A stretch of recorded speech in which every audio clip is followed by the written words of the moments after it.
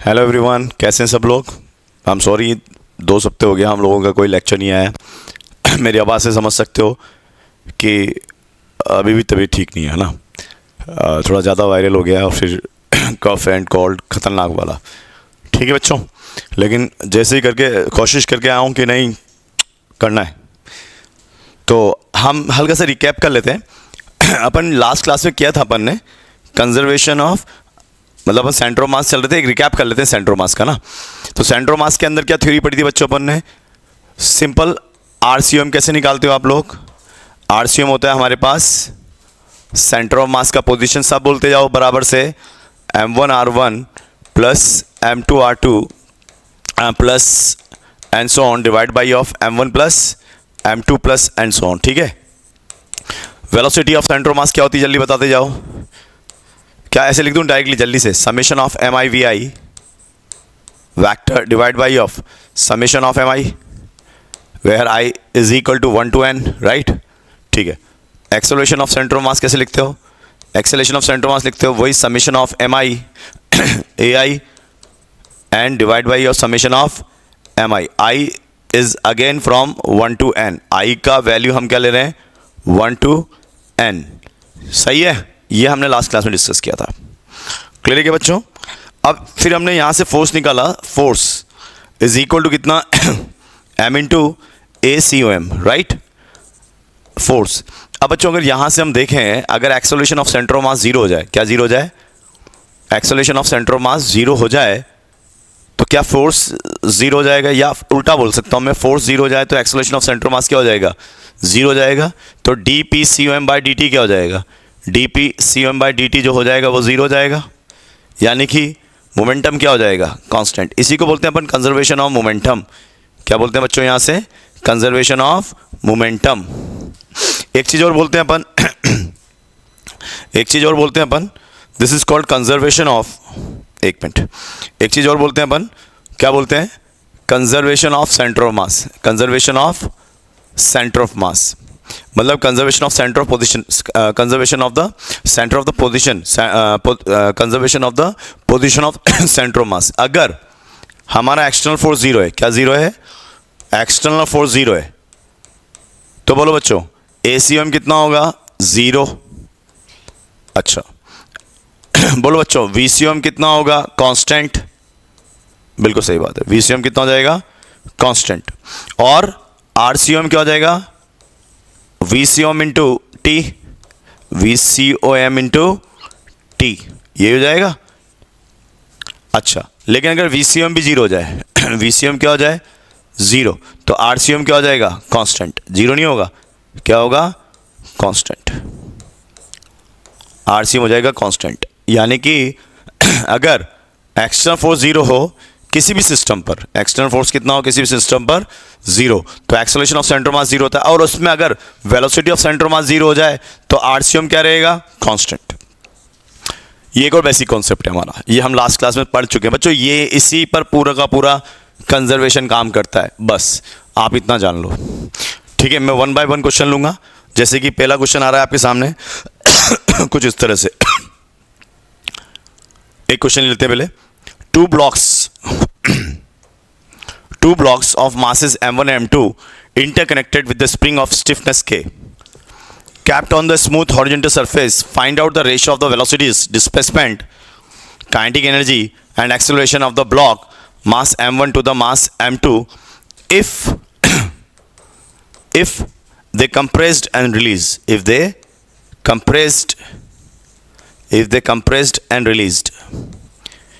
compressed and release. अगर हम उनको कंप्रेस करके छोड़ दें तो हमें इनके सारे में बात बतानी है। ठीक है क्या बच्चों? क्या बात बतानी है? कि m1 m2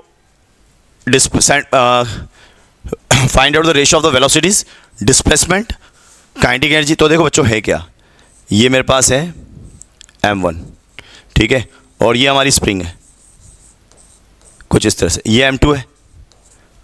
अब अगर मैं ये स्मूथ सरफेस पर रखे हुए हैं, अगर मैं इसको कंप्रेस करके छोड़ दूं तो क्या होगा बच्चों?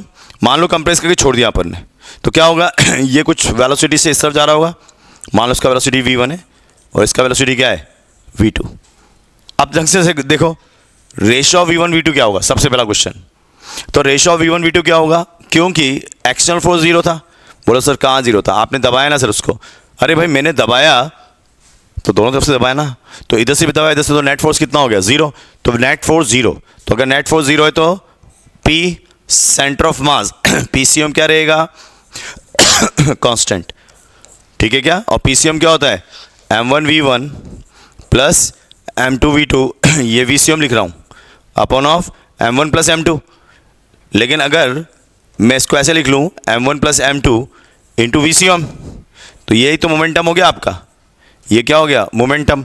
और ये पूरा चीज़ क्या रहेगा, constant. M1 V1 plus M2 V2 that should be equal to what, constant. सही है। अब कांस्टेंट कितना, तो मुझे देख के बताओ कि इनिशियल मोमेंटम कितना था, जीरो, तो फाइनल मोमेंटम भी कितना हो जाएगा, जीरो। इसका मतलब क्या मैं लिख सकता हूँ यहाँ से M1 V1 minus M2 V2 या minus M1 V1 plus M2 V2 should be equal to zero, क्योंकि राइट जा रहा है लेफ्ट जा रहा है।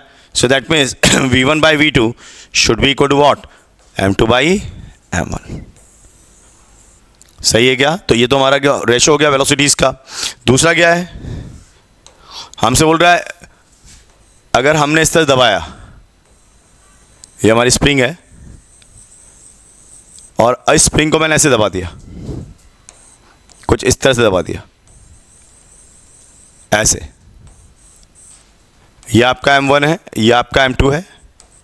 कितना दबाया इसको मैं इधर, X1, और इसको कितना दबाया मैंने, X2। अब इसमें क्या करें, X1 X2 को कैसे निकालें कि किस रेशियो में होगा, वही तो पूछा उसने क्वेश्चन में। तो बच्चों X1 X2 रेशियो क्या होगा, देखो अब वापस वही कहानी आ गई, क्या ढंग से देखो, एक्सटर्नल फोर्स कितना है, जीरो, एक्सटर्नल फोर्स जीरो है, तो मोमेंटम PCM क्या रहेगा, कांस्टेंट। ठीक है, लेकिन VCM कितना है, जीरो, तो RCM क्या रहेगा। बच्चों इसी से खेलना है अपन को, ये जो चार चीजें लिख रहा हूं मैं हमेशा याद रखनी है आपको, इन्हीं से खेलो। अब बोलो RCM क्या लिख सकते हो आप, RCM लिखोगे M1 X1 plus M2 X2 upon M1 plus M2, ये क्या है XCM। तो बोलो बच्चों डेल XCM कितना हो गया, ये हो गया M1 del X1 plus M2 del X2 upon M1 plus M2। तो डेल X2 क्या है, displacement of the X1 and X2। तो बताओ डिस्प्लेसमेंट कितना हो गया, बोलो डिस्प्लेसमेंट कितना हो गया। अगर हम X1 X2 की बात करें तो डिस्प्लेसमेंट कितना हो गया, because centre of mass constant रहेगा, ये लिख रखा है मैंने यहाँ पर, RCM इज कांस्टेंट। तो इसका मतलब डेल XCM जीरो हो जाएगा। अगर जीरो हो जाएगा इसका मतलब M1 del X1 plus M2 del X2 कितना हो जाएगा, जीरो। तो इसका मतलब del X1 upon del X2 that be ratio of what, M2 by M1, है ना। यहाँ से आप चाहो तो वेक्टर हटा दो, तो डिस्प्लेसमेंट एक लेफ्ट है तो नेगेटिव, एक राइट है तो पॉजिटिव, तो कितना हो जाएगा, जीरो। तो यहाँ से समझ में आ गया हमको, जीरो हो जाएगा। अच्छा बोला इनकी काइनेटिक एनर्जी का रेशियो क्या होगा। अब बोलो काइनेटिक एनर्जी कितनी होगी, हाफ M1 V1 का square to the half M2 V2 का स्क्वायर। यही तो पूछा है हमसे क्वेश्चन में पढ़ लो एक बार दोबारा से क्वेश्चन, क्या कह रहा है वो क्वेश्चन, क्या कह रहा है देखो, find the ratio of the velocity, displacement, kinetic energy and acceleration of the block with mass M1 to the mass M2।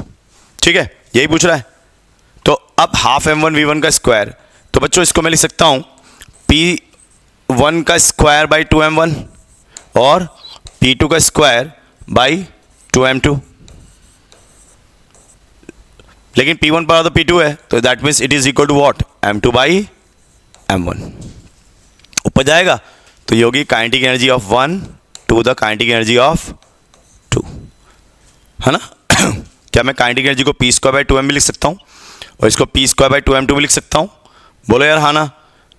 तो क्या हो जाएगा ये M2 बाई M1, क्योंकि ऊपर जाएगा, P1 बराबर P2 है तो ये तो कट जाना है। तो इसका मतलब रेशियो क्या आ गया, M2 बाई M1। अब एक्सेलरेशन का रेशियो, तो रेशियो ऑफ एक्सेलरेशन तो रेशियो ऑफ एक्सेलरेशन कैसे निकालूंगा बताओ मेरे को तुम लोग। क्या सबको मालूम है एक्सेलरेशन ऑफ सेंटर मास 0 है क्योंकि फोर्स 0 है। तो अगर एक्सेलरेशन ऑफ सेंटर मास 0 है तो इसका मतलब m1a1 plus m2a2 upon m1 plus m2। क्या यही फॉर्मूला सेंटर मास का होता है? ये 0 होना चाहिए। तो इसका मतलब a1 upon a2 is equal to what m2 upon m1। समझ में आई सब बच्चों की बात? इसका मतलब सबका आंसर एक ही आना है, क्या? m2 by m1। क्लियर है क्वेश्चन? चलो आगे बढ़ते हैं। एक क्वेश्चन और आया बच्चों इस पे, ये वाला क्वेश्चन हम छोड़ गए थे। Two identical buggies each of mass capital M moves one after due to inertia with the some velocity a man of mass m rides on the rear buggy at a certain moment. The man jumps into the front buggy with a velocity v relative to this buggy, knowing that mass of each buggy is equal to capital M. Find the velocity with which the buggies will move after that. मतलब question समझे? ये बगी जो चल रही है v not से चल रही है, ये बगी भी v नॉट से चल रही है, but they are driving due to their on inertia. That means there is no any external force applied to that buggies. That means the buggies are moving with the same buggies are moving with their inertia. That means no external force here. Okay? ठीक है. That means पहली चीज़ जो झलक मुझे दिख रही है question में, उस क्वेश्चन में पहली जो झलक दिख रही है वो उस झलक से मैं बोल सकता हूँ कि एक्सटर्नल फोर्स क्या है सिस्टम पर? 0. क्या है बच्चों? दिख रहा है सब बच्चों को? एक्सटर्नल फोर्स क्या है सिस्टम पर? 0 है. अगर एक्सटर्नल फोर्स सिस्टम पर 0 है तो हम एक बात सीधी लिख सकते हैं, वो क्या है? PCM 0 कांस्टेंट होगा, या मोमेंटम ऑफ सिस्टम, एक ही चीज़ होती दोनों, या मोमेंटम ऑफ सिस्टम कांस्टेंट होगा. ठीक है, चलो आते हैं अब इस पर. तो हम बात कर लेते हैं इस क्वेश्चन के लिए. तो हमारे को क्या दिया हुआ है? ये एक बगी है, इस पे बंदा खड़ा हुआ है और ये बगी चल रही है आगे की ओर V नॉट से. ठीक है, अभी उस बगी को छोड़ दो, ये कूदता है किसी स्पीड, रिलेटिव स्पीड से, u से. अच्छा, इसमें मेंशन नहीं है ना, ये चीज़ हमको शायद मेंशन नहीं की गई है. Man jumps into the front buggy with the velocity relative, with the velocity u है बच्चों यहाँ पे ना u है, तो u वेलोसिटी से जंप करता है, ये u वेलोसिटी जंप करता है. लेकिन ये जो u है ये बगी के रेस्पेक्ट में ही है, खुद बोल रहा है क्वेश्चन में, वो यही तो बोल रहा है, man jumps with respect to buggy, done, with respect to buggy. तो ये किससे कूद रहा है? u से कूद रहा है. ठीक है, अब मान लो कूदने के बाद इसका वेलोसिटी तो कितना है? u. वो किसके रेस्पेक्ट में? बगी के रेस्पेक्ट में. और मान लो ये चलिए अब v वेलोसिटी से, ये बगी नंबर 1 है. ठीक है, दिस इज बगी 1, डन. तो बच्चों क्या कंजर्वेशन मोमेंटम लगा सकता हूँ यहाँ से? बोलो यार, कोई एक्सटर्नल फोर्स तो लग नहीं रहा, तो हम कंजर्वेशन मोमेंटम लगा सकते हैं, बिल्कुल लगा सकते हैं. बोलो इनिशियल मोमेंटम कितना है? अच्छा, इसमें दिया हुआ है कि मासेज हैं वो इनका कैपिटल M है और इसका स्मॉल m है. ओके, तो मैं लिखूंगा इनिशियल मोमेंटम कितना है? Small m plus capital M into V not. ये दोनों किससे चल रहे हैं? V नॉट से चल रहे हैं, है ना भाई. ये वेलोसिटी तो जिससे कूदा है वो मैं यहाँ लिख रहा हूँ. ठीक है, वो यहाँ लिख रहे हैं कि ये बगी से कूदा है, जंप किया इसने ऐसे, यस, जंप u वेलोसिटी से. और उसके बाद ये बगी जो है इसका स्पीड पीछे की ओर क्यों मान रहा हूँ मैं? आगे की ओर ही मान सकता हूँ. इसका स्पीड आगे की ओर, लेकिन v हो जाता है आगे की ओर, लेकिन v नॉट से चेंज होके कितना हो जाता है? v हो जाता है. ये मैं बोल रहा हूँ. ठीक है, चलो तो अपन निकालें कंजर्वेशन. इनिशियल मोमेंटम कितना है? Small m plus capital M V not, क्योंकि अभी ये दोनों साथ साथ चल रहे हैं. ये स्मॉल m है और ये कैपिटल M, ये कैपिटल M है और ये स्मॉल है. अब बताओ यहाँ मोमेंटम कितना हो गया? कैपिटल M V, ठीक है, प्लस स्मॉल m. रिलेटिव है, तो जब रिलेटिव हटाते हैं तो क्या करते हैं? जोड़ते हैं. तो क्या बोलूँ मैं? u प्लस v, क्योंकि हमने ये माना है कि वो भी आगे की तरफ ही जा रही है. अब बच्चों इन दोनों को क्या कर दो? बराबर कर दो. तो बोलो small m plus capital M into v naught बराबर कैपिटल M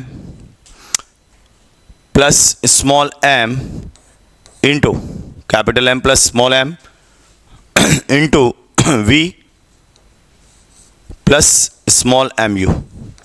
अब ये mu दिया, mv को उधर ले आओ तो क्या हो जाएगा बच्चों ये, और v not minus small m u upon small m plus capital M। ये हो गया आपके पास कौन, v, और ये v क्या है बगी 1 की after jumping the velocity. Done, बहुत बढ़िया। और ये वेलोसिटी कितनी है हमारी u, तो विद रिस्पेक्ट टू ग्राउंड कितनी हो गई है, तो अब मैं अगर उस u को कैलकुलेट करूं तो u कितनी होगी विद रिस्पेक्ट टू ग्राउंड, क्योंकि ये रिलेटिव है, तो u प्लस v, ये हो गई velocity of man with respect to ground. ठीक है, तो इसको अगर कैलकुलेट करें तो कितना होगा ये u प्लस v, और v कितना हो गया v not minus mu upon capital M plus small m, right. अच्छा, इसको इधर ले जाओ तो mu से mu कट जाएगा, तो क्या आएगा ये that will be equal to v not plus capital mu upon small m plus capital M। ये वेलोसिटी हो गई u वेलोसिटी। क्यों कैलकुलेट करी क्योंकि अब ये u वेलोसिटी आगे काम आएगी हमारे पास। ठीक है, चलो अब ये आ गई बगी नंबर 2। दिस इज योर बगी नंबर 2 एंड दैट बगी is moving with the velocity of v not. ठीक है, and the man is jump with the speed of u। किससे जंप कर रहा है, u से जंप कर रहा है। मान लो अभी लैंड नहीं करा, एंड आफ्टर लैंडिंग ये पूरी की पूरी बगी किसी एक कांस्टेंट वेलोसिटी चलने की लगी v, और बंदा लैंड कर चुका है। ठीक है, यहां तक क्लियर है सबके। अच्छा, बहुत बढ़िया। अब अपन लिखेंगे वापस इस बगी 2 के लिए, तो बगी 2 भी बहुत क्लियरली सबको नजर आ रहा होगा, कंजर्वेशन ऑफ मोमेंटम, है ना। इनिशियल मोमेंटम कितना है, स्मॉल m इंटू यू। अब ये u with respect to ground है, ध्यान रहे, विद रिस्पेक्ट टू ग्राउंड, तो m u with respect to ground plus capital M v not is equal to small m plus capital M into v dash. इसको dash मान लेते हैं पर dash. ठीक है, अब u कितना है, तो small m into capital M। देखो u कितना है, पीछे ले लेता हूं मैं एक बार, ये रहा u v not plus mu तो ये हो गया आपका v not plus capital mu upon capital M plus small m, and that is equal to small m plus capital M into v dash। ठीक है, तो ये बन गया आपका mv नॉट, चलो m को बाहर रखता हूं मैं, ये बन गया आपका capital M v not plus small m v not plus, या इसको यहीं से डिवाइड ही कर लेता हूं ना मैं, इतना लंबा क्यों लेके जाऊंगा, यहीं से डिवाइड ही कर लेते हैं हम। तो फाइनली जो हमारा v डैश है वो कितना आ गया बच्चों, small m upon capital M plus small m into of v not plus small mu upon capital M plus small m। तो ये हमारा फाइनल आंसर हो गया v डैश, बगी 2 की फाइनल वेलोसिटी। फिर समझ लो हमने क्या किया,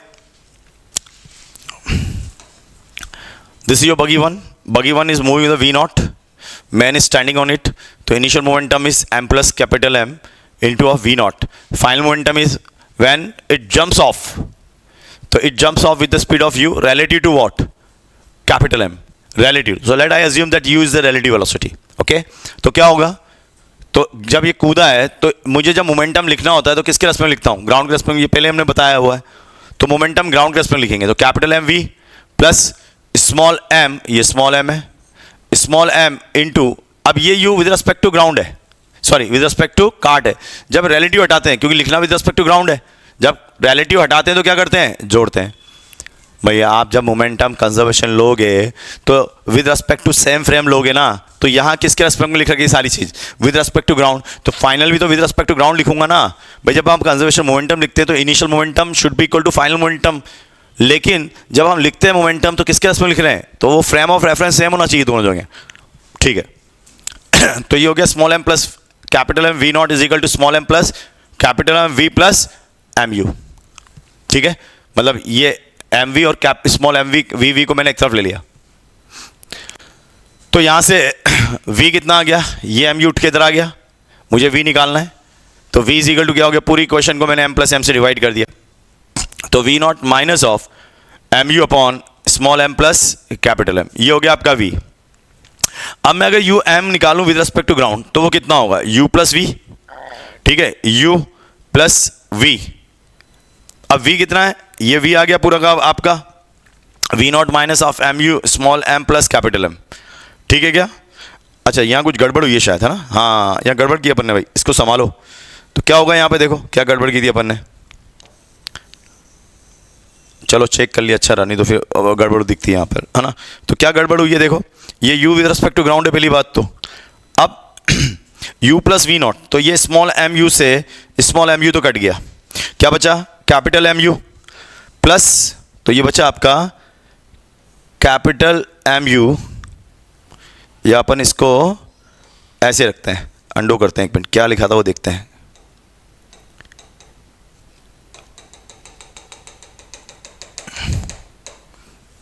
अच्छा यहाँ देखो, ठीक है। तो ये हो गया, अपन इस वी नॉट को हटा रहे हैं, अलग रख रहे हैं, तो ये हो गया आपका वी नॉट तो एज इट इज़ है आपका, ठीक है, वी नॉट तो आपका एज इट इज़, ये तो सेम ही है।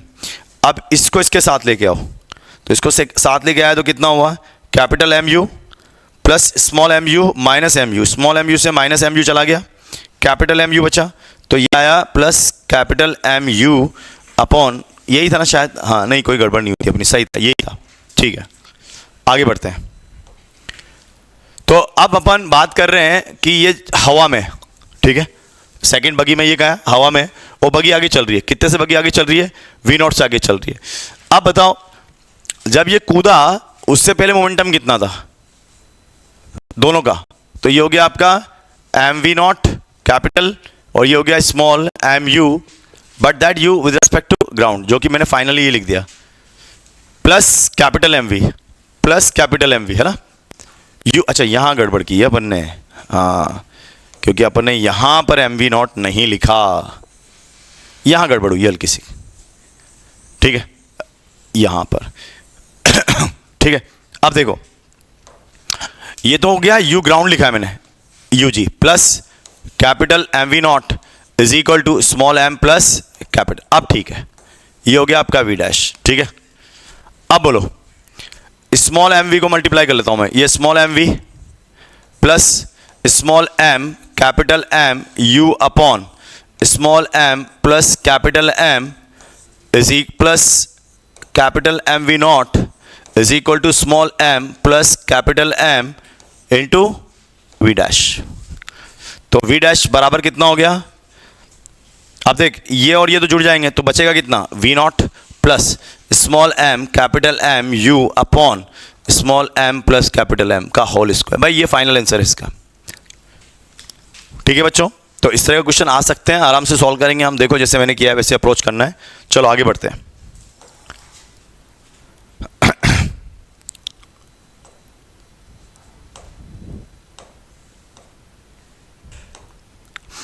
चलो बच्चों अब अपन बात कर रहे हैं linear momentum of the two particles, that is also important system related to the centre. मतलब अब हम with respect to centre mass जा रहे हैं, अभी तक हमने सारी वेलोसिटी निकाली सेंटर मास की, अब हम जो पार्टिकल्स हैं उनकी सेंटर मास के रिस्पेक्ट में डिस्कशन कर रहे हैं।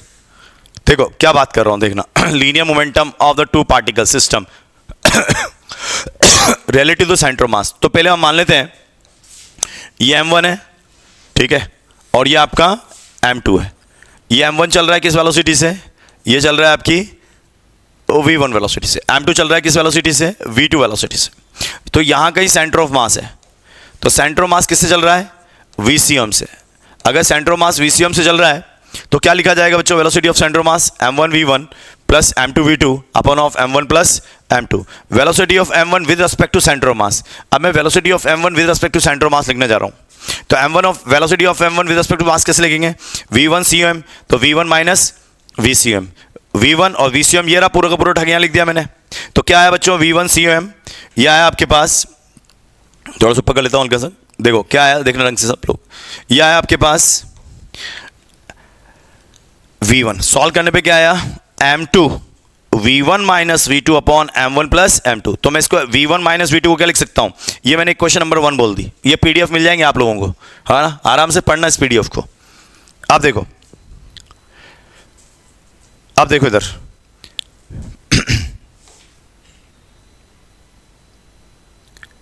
ठीक है, अपन ने क्या निकाला था, अपन ने निकाला था v1 अपन ने निकाला था v1 बच्चों, अपन ने निकाला था v1 with respect to centre of mass. क्या आया था, वो आया था m2 v12 upon m1 plus m2, यही आया था, ठीक है। तो बोलो p1 cm क्या आ जाएगा, यानी कि p1 का मोमेंटम सेंटर ऑफ मास के रिस्पेक्ट में कितना हो जाएगा, तो क्या मैं लिख दूं p1 का momentum with respect to centre of mass, p1 का momentum with respect to centre of mass, तो क्या मैं ऐसे लिख दूं m1 into VCOM, V1 COM, और V1 COM क्या है, ये रहा, उठा के रखो, क्या आ जाएगा P1 COM is equal to M1 M2, और इस M1 M2 upon M1 plus M2 को क्या लिख सकते हैं हम, म्यू, तो ये हो गया μ12, क्या हो गया बच्चों, ये μ12, बाद में यहां लिखा भी है μ12, म्यू क्या है, रिड्यूस मास, म्यू क्या है, रिड्यूस मास, ये लिख रखा है यहां पे, कॉल्ड रिड्यूस मास। अब बोलो P1 COM कितना आ गया, μ12, ऐसे ही सिमिलरली क्या आ जाएगा, μ21। तो अब सिस्टम का मोमेंटम कितना हो गया, सिस्टम का मोमेंटम, अब देखो, अब देखो मैं क्या लिख रहा हूं, अब मैं लिख रहा हूं momentum of system with respect to centre of mass, तो क्या होगा, दोनों को जोड़ दूं, अगर दोनों को जोड़ूंगा तो ये आ जाएगा, लेकिन बच्चों आपको पता है v12 is equal to what, minus of v21, तो ये कितना हो जाएगा, 0, दैट इज 0 0, तो as v12 is equal to what, this, so we can say that momentum of system with respect to center of mass 0, always 0, always, हमेशा 0 होता है, ये नोट्स है, अच्छे से याद रखना। क्या क्या कि अगर हम मोमेंटम की बात कर रहे हैं तो momentum of system, momentum of system क्या होगा, m system into velocity of centre of mass, लेकिन हम momentum of system with respect to centre of mass लिख रहे हैं तो क्या होगी, 0, ये याद रखो, ठीक है।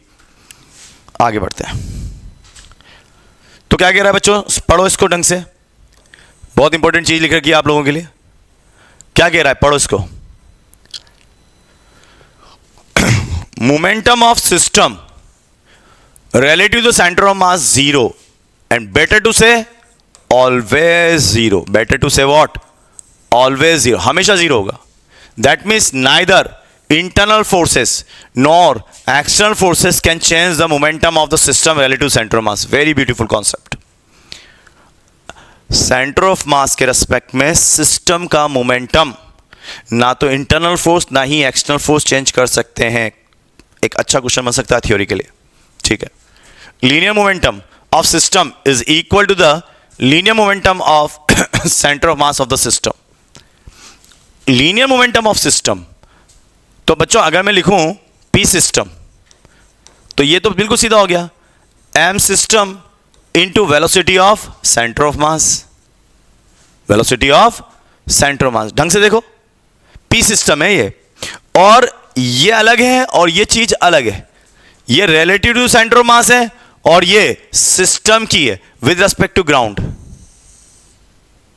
With respect to centre ground, with respect to ground, तो इसको चेंज कर सकता है एक्सटर्नल, क्यों, क्योंकि एक्सटर्नल फोर्स लिखा ही ये जाता है dpcom बाई dt या dp सिस्टम बाई dt, ये लिखा जाता है। तो अगर मैं बोलूं क्या मोमेंटम को चेंज किया जा सकता है, हाँ, कौन से वाले मोमेंटम को, सिस्टम के मोमेंटम को विद रिस्पेक्ट टू जो ग्राउंड लिखा जा रहा है उसको, लेकिन क्या मैं ये बोलूं क्या सिस्टम के, सॉरी, क्या सिस्टम का momentum with respect to centre of mass, with respect to centre of mass change किया जा सकता है, नहीं, क्या सिस्टम का मोमेंटम चेंज किया जा सकता है? हाँ। क्या सिस्टम का momentum with respect to centre of mass change किया जा सकता है? नहीं। दोनों चीज को आराम से पढ़ लो। For a to or more the system, तो MIRICM 0 होती है सेंटर ऑफ मास के रेस्पेक्ट में। Two or more two particle system with respect to, ये लिखो IC लिखा हुआ है यहां पर, ये VIC लिखा हुआ है यहां पर, और ये IC लिखा हुआ है यहां पर। यानी कि if you are talking about the centre of mass, then moment of the mass, then momentum of the mass, then acceleration multiply with the mass is always 0 if we are talking about what? Centre of mass. Centre of mass के respect में सभी चीज zero हो जाती है, because you are sitting on the centre of mass, so everything is zero. भाई नहीं समझ में आया ना, 4-5 बार पढ़ना अच्छी तरह से इस लाइन को, तुम्हारे लिए लिखे लाया हूं बस। ये means sum of the momentum of the masses, linear momentum, product of masses and the acceleration of the particles relative to the centre of mass is zero. कोई कंफ्यूजन नहीं चाहिए मेरे को, बिल्कुल जो लाइन लिखी है वो अच्छे से याद हो, अच्छे से दिमाग में उतर जाए, बस इतना सा करना है तुम लोगों को। For the two particle, momentum of the particle is equal to the equal and opposite to relative to centre of mass. बिल्कुल अभी तो ड्राइव करके आए यार। Internal force can not changes the momentum of system of the system, centre of mass of the system. बिल्कुल सही बात है, यही तो लिख रखा देख। अब ये लिख क्या रहा हूं? Momentum of the centre of mass, momentum of system with respect to centre of mass नहीं बोल रहा हूं, momentum of centre of mass बोल रहा हूं, यानी कि सिस्टम का मोमेंटम। ठीक है, पोस्ट कर करके पढ़ना, पोस्ट कर करके। क्या बोल रहे हैं सर? क्योंकि अगर मैं एक साथ बोल रहा हूं नहीं समझ में आ रहा होगा, बहुत सारे बच्चों को बहुत ऊपर से जा रहा होगा। रोक रोक के पढ़ना, क्या बोल रहे हैं सर, वापस रोकना, वापस। इसलिए वीडियो बना रहा हूं तुम लोगों की। क्लास में क्या होता है, बोल के चला जाता है टीचर, तुम लिख ले दो, कुछ समझ में नहीं आता। अभी जब रिकॉर्ड करके दे रहा हूं तुम लोगों को, तो क्यों दे रहा हूं? क्योंकि एक एक लाइन पढ़ो, रुक जाओ, पोस्ट कर दो, वापस रिकॉर्ड करो, फिर पोस्ट करो, समझ में आएगा। आगे बढ़ते हैं। अब देखो बच्चों, फिर एक क्वेश्चन आया आपके सामने। The two smooth blocks of masses M1 and M2 attach with the ideal spring of the stiffness K and kept on the horizontal surface. अच्छा बच्चों, यहां पे मैं एक कड़ी और जोड़ना चाहूंगा आप लोगों के लिए, है ना। ये भी बहुत प्यारा कॉन्सेप्ट है। क्या कड़ी है यहां पे, समझो, समझना क्या कड़ी है।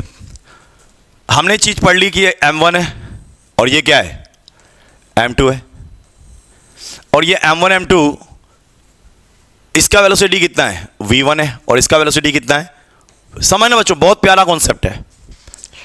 तो मैंने लिखा मोमेंटम ऑफ सिस्टम। क्या लिखा मैंने? Momentum of system. क्या आया? M1 plus M2 into VCM, या तो ऐसे लिख दो।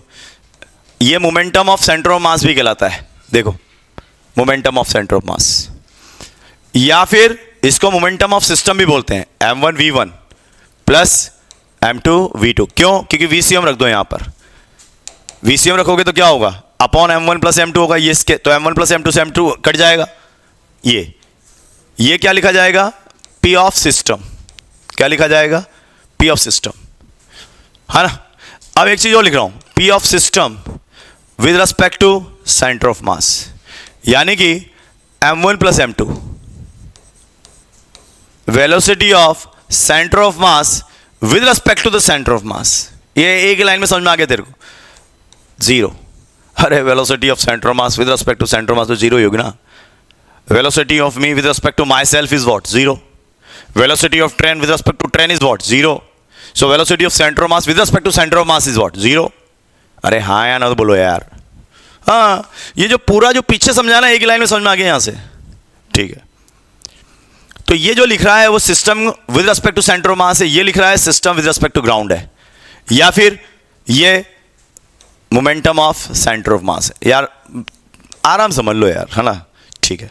अब मैं आता हूं काइनेटिक एनर्जी की। सो मैं लिखता हूं काइनेटिक एनर्जी।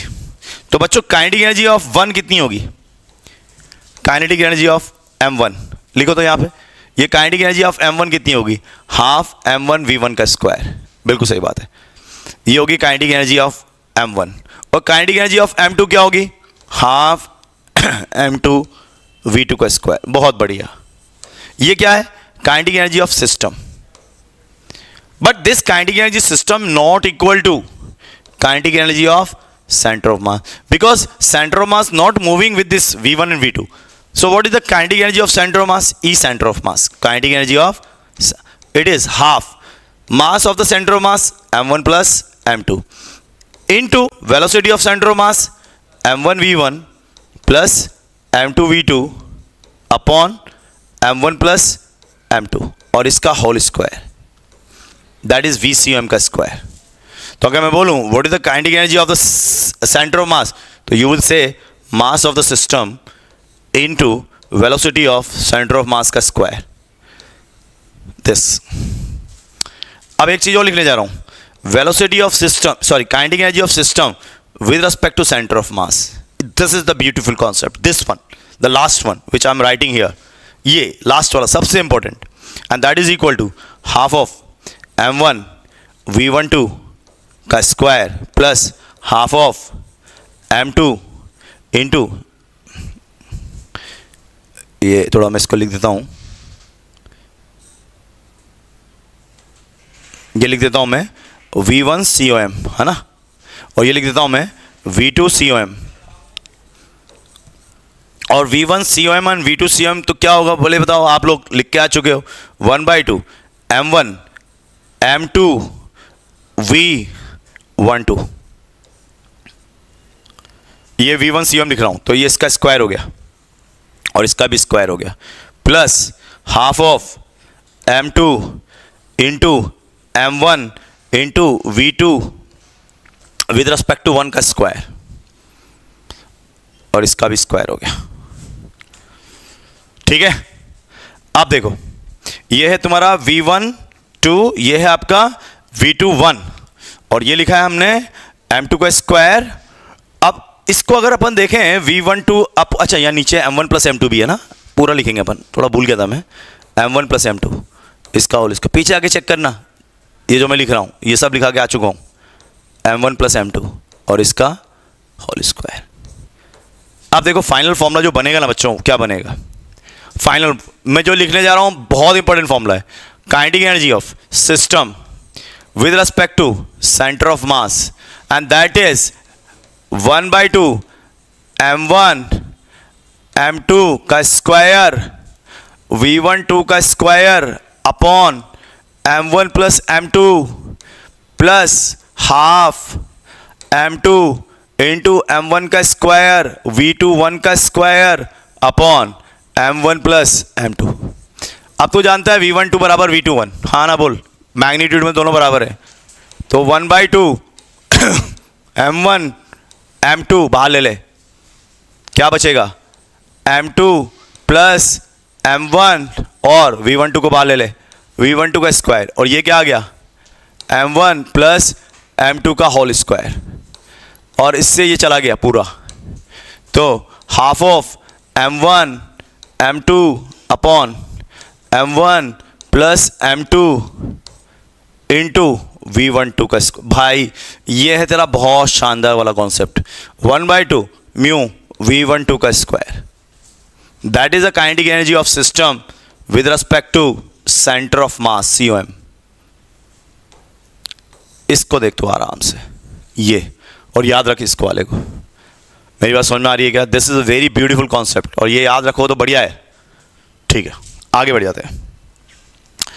तो बच्चों एक समरी ले लेते हैं फटाफट से. समरी क्या है? पी सिस्टम क्या लिखा जाएगा?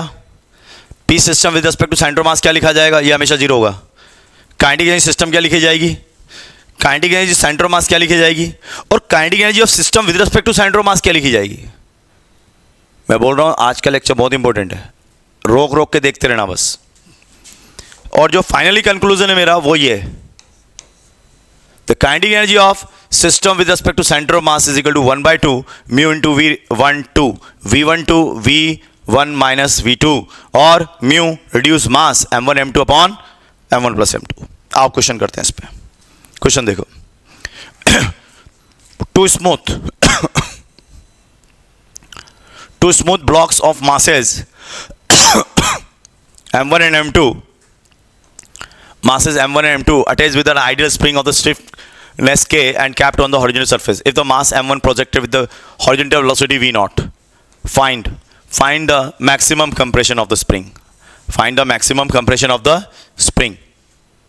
ठीक है, अब देखो क्या होगा maximum compression of the spring. This is m1, this is m2. अब अगर मैं इस क्वेश्चन को एक नॉर्मल वे से सॉल्व करता हूं, यानी कि मैं सॉल्व करता हूं इस क्वेश्चन को with respect to ground frame, with respect to ground frame. अब बच्चों अगर मैं ग्राउंड फ्रेम के रिस्पेक्ट में देखता हूं तो ऑब्जर्वेशन क्या होगा मेरा? ऑब्जर्वेशन ये होगा that m1 has a velocity v0 but m2 has a zero velocity initially at the t equal to 0. तो initially the m1 will start the spring to be compressed. m1 क्या करेगा? इस spring को दबाने की कोशिश करेगा और दबाएगा. जैसे स्प्रिंग को दबाएगा वैसे इस पर एक फोर्स लग जाएगा, कितना? स्प्रिंग फोर्स F, और इस पर एक फोर्स लग जाएगा F. इसका मतलब क्या होगा कि ये फोर्स इस m2 को आगे ले जाएगा, यानी कुछ स्पीड देगा, वेलोसिटी देगा, और ये फोर्स m1 को रिटार्ड करेगा. तो होगा क्या? ये वाली स्पीड कम हो जाएगी और इसकी स्पीड जो है 0 से बढ़ना स्टार्ट हो जाएगी. ऐसे मानो ये 10 है, ये 0 है, मान लेते हैं. ये 9 हो गई, ये 1 हो गई, मान लेते हैं दोनों मास बराबर है. ये 8 हो गई, 2, 7, 3, 6, 4, 5, 5. जब ये दोनों 5, 5 हो गई तो दोनों एक ही वेलोसिटी चलने लगेगी. इसका मतलब अब ये जितना दबा सकती थी इसने उतना दबा दिया. तो बच्चों कंडीशन ये होगी मैक्सिमम कंप्रेशन. जब भी आपसे मैक्सिमम कंप्रेशन बोलेगा तो कंडीशन ये बनेगी क्या? कि ये चल रहा होगा किसी वेलोसिटी v से और ये भी चल रहा होगा किसी वेलोसिटी v से.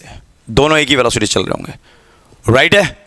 अब ढंग से देखो, अगर मैं बोलता हूं क्या इस सिस्टम पर कोई एक्सटर्नल फोर्स लग रहा है? नहीं लग रहा.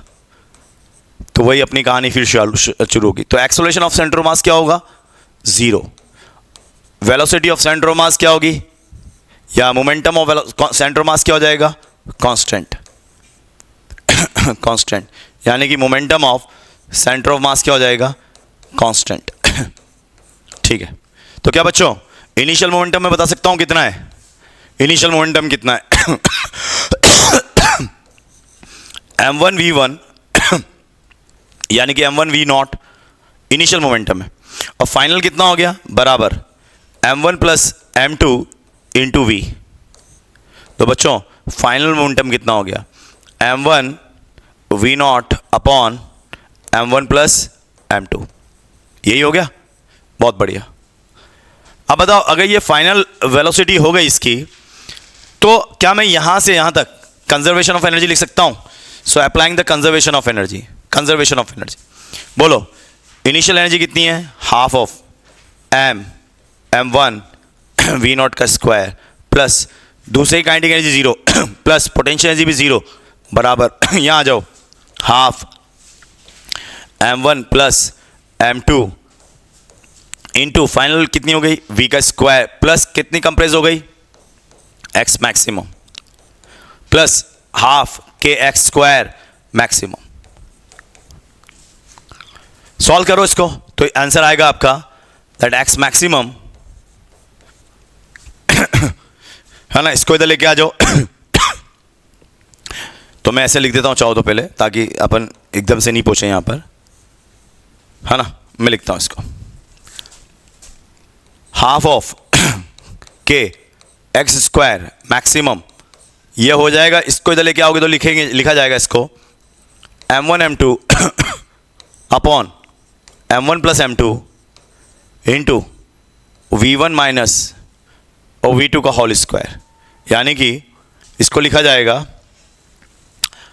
v0 का होल स्क्वायर, क्योंकि मेरे को v को तो वहां से उठा के लिखना ही है ना. ये v को यहां से उठा के डालोगे आप तो फाइनली आएगा,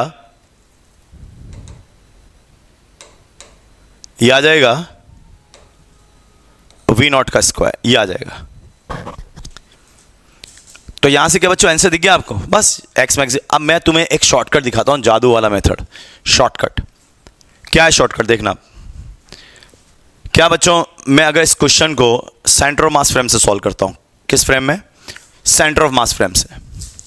if I do that question with respect to centre of mass frame, with respect to centre of mass frame, द्रव्यमान केंद्र के सापेक्ष जाके देखता हूं, तो अगर मैं सेंटर ऑफ मास के फ्रेम में चला गया तो सेंटर ऑफ मास के फ्रेम में क्या लिखूंगा मैं? Total work done is always equal to change in kinetic energy, kinetic energy final with respect to centre of mass minus kinetic energy initial with respect to centre of mass. ठीक है, अब मुझे बताओ कौन वर्क कर रहा है, कौन वर्क कर रहा है? तो अगर यहां से यहां तक आ गया सिस्टम, तो सिस्टम की पोटेंशियल एनर्जी कितनी हो गई? Half k x square. तो वर्क डन कितना हो गया? Negative of the potential energy, तो वर्क डन हो गया minus half k x square max is equal to kinetic energy final कितनी हो गई with respect to centre of mass. With respect to centre of mass kinetic energy लिखने का क्या तरीका बताया मैंने? काइनेटिक एनर्जी लिखने का क्या तरीका बताया मैंने? यानी कि 1/2 m1 m2 upon m1 plus m2 into v1 minus v2 का होल स्क्वायर, ये सिखाया। तो काइनेटिक एनर्जी फाइनल कितनी हो जाएगी? अगर मैं यहां के देख के बनाता हूं काइनेटिक एनर्जी फाइनल कितनी हो जाएगी? 0। क्यों? Because the v1 is equal to v2। Centre mass के रेस्पेक्ट में फाइनल काइनेटिक एनर्जी कितनी हो जाएगी? 0, because v1 is equal to v2, 0। तो काइनेटिक एनर्जी फाइनल 0 और इनिशियल कितनी हो जाएगी? Half m1 m2 upon m1 plus m2 into v1 v0 minus 0 का स्क्वायर, ये हो गई। देख बच्चों, क्या ये दोनों आंसर सही है? देखना जल्दी से, क्या सेम आंसर आ रहे हैं? दोनों इक्वेशन फाइनल और ये वाली इक्वेशन, ये मैंने एक लाइन में लिखी है और यहाँ पर मैंने बहुत सारी लाइन्स लिखी है। So this is a very beautiful concept. What concept? The concept with respect to centre of mass. 2-4 बार पढ़ना, अच्छे से आएगा। देखो बच्चों, एक और बहुत बढ़िया क्वेश्चन, एक और बहुत बढ़िया क्वेश्चन क्या कह रहा है? A block of mass small m is connected to the another block of mass capital M by a massless spring. Spring constant k the blocks are kept on a smooth horizontal plane and are at rest. तो बच्चों, इस question को अपन कल करते हैं, ठीक है क्या? चलो बाय।